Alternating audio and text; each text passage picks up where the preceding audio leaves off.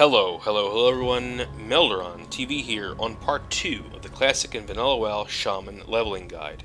In part 1 of this guide, I provided you all with average DPS numbers for a number of viable Shaman leveling builds from Resto to Elemental.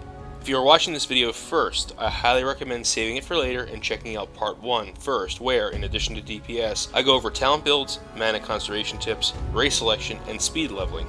And briefly, talking about speed leveling, make sure to check out Joanna's Vanilla Horde speed leveling guide for more. I will put a link in the description.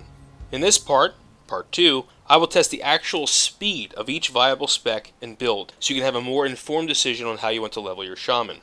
Before we get into the meat and potatoes, however, I would like to spend some time clarifying and correcting some information I provided in the last video, part 1.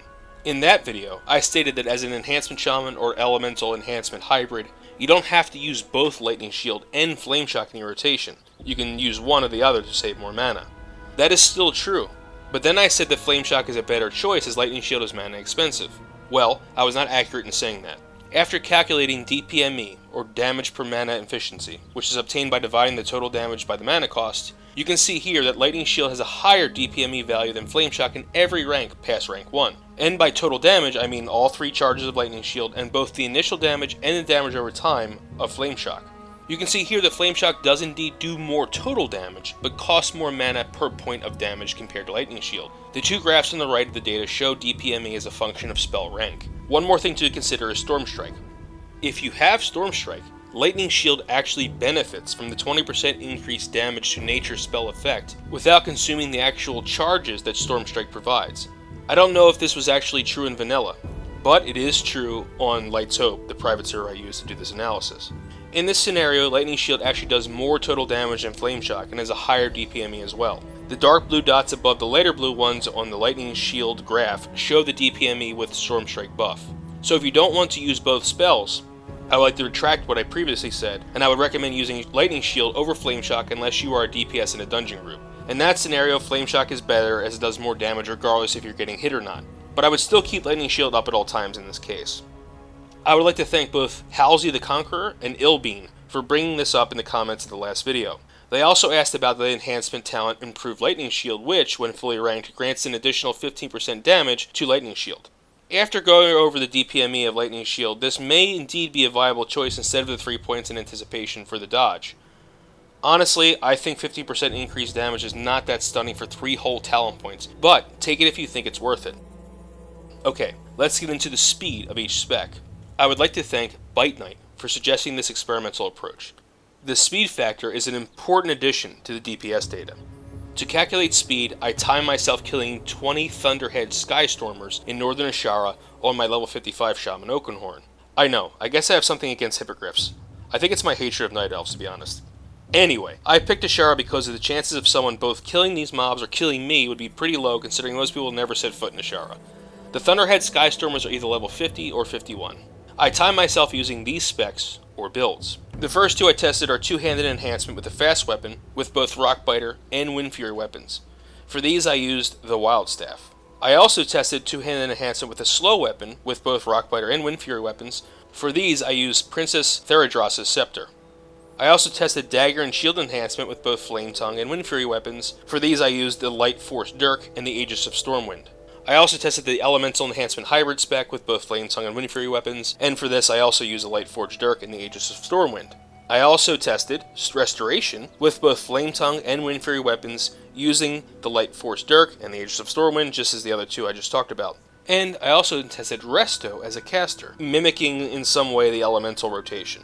And lastly, but definitely not least, I tested Elemental with the Elemental Mastery build.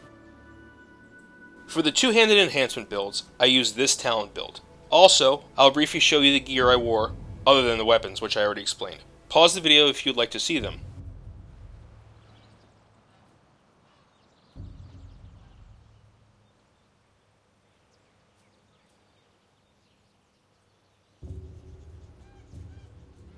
Here are my total stats for two-handed slow and two-handed fast. The rotation consisted of placing down both Strength of Earth Totem and Grace of Air Totem, and using both Flame Shock and Lightning Shield, as well as Storm Strike. I also dropped Searing Totem after pulling the mob, and then I just continued to white hit the mob. This was all applied at the beginning of the pull so that I could regen mana for the rest of the fight. This is called front-loading the damage, and is a good idea to do for all melee shaman. See part 1 for more on this. For the one-handed dagger and shield builds, I used this slightly different talent build, putting one more point in anticipation. The gear was the same, save the dagger and shield. The stats for this build are as follows. The rotation is also exactly the same as the two-handed builds. For the elemental enhancement hybrid build, here are the talents I used. The gear is identical to that of the one-handed and shield build, and here are the stats. The rotation is almost the same as the enhancement rotations, except I use Lightning Shield in place of Storm Strike, as this build you will not have Storm Strike. For the resto build, here are the talents. For the melee resto builds, the gear is the same as the one-handed plus shield in the hybrid build. Here are the stats for the melee focus.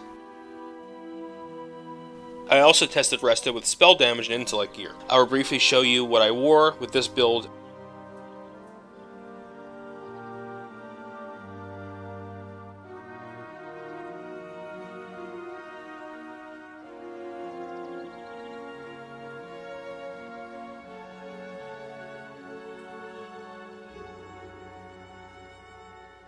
And here are the stats. For melee resto, I followed the same rotation as the hybrid build. For caster resto, I started the pull with a lightning bolt, followed by a chain lightning and then frost shock. I then continued to cast lightning bolt and or chain lightning until the mob was dead. I also made sure to use both nature swiftness and mana spring on cooldown. Finally, here's a talent build for elemental. The gear is the same I just showed you for the resto caster build, and here are the stats. Also, the rotation is the same as the resto caster build, but I did use elemental mastery on cooldown, and I did not have neither nature swiftness or mana spring, obviously. Before we look at the results, I'd like to go over how I timed myself. I let the stopwatch go if I was fighting, buffing, healing, laying down totems, and drinking. I stopped the stopwatch when I was traveling from one mob to another, as I did not want to capture any variation in mob placement or spawn rate. I just wanted to capture what was relevant and what really separates each build. Okay, let's check the results. Here is a bar chart showing you the speed of each build, and the time to kill 20 hippogriffs on the y-axis, and each build on the x. As you can see, Elemental is actually the fastest at 9 minutes and 11 seconds, and the resto caster build is the slowest at 13 minutes and 10 seconds. This is a pretty amazing result, as these builds shared gear and rotations, and basically had the same stats. This just goes to show you how powerful the elemental talents are at increasing both DPS and mana efficiency. Something else we can glean from this is that Wind Fury Weapon makes one-handed builds faster, but two-handed builds slower. This was a result that I was very surprised to see. My only theory to explain this is that since daggers are much faster than two-handers, there are more chances for Wind Fury to proc in a unit of time. But look at Rockbiter and two-handers. The difference in time is pretty noticeable, especially with a slow weapon. In fact, Rockbiter on a slow weapon is the second fastest build I tested. So that's some pretty exciting results in my opinion, but what are the actual numbers? Well, here is a sheet showing the raw times. So some of you may say, well, there is only a 56-second difference between two-handed slow with Rockbiter and Elemental. That's really not that much. True, but that time adds up. Let's extrapolate. Let's pretend that I wanted to level from 55 to 56 just killing these hippogriffs. Then let's also pretend that each of them are level 50. That would equate to 220 XP per kill if unslept. The total amount of XP needed to level from 55 to 56 is 180,800 XP.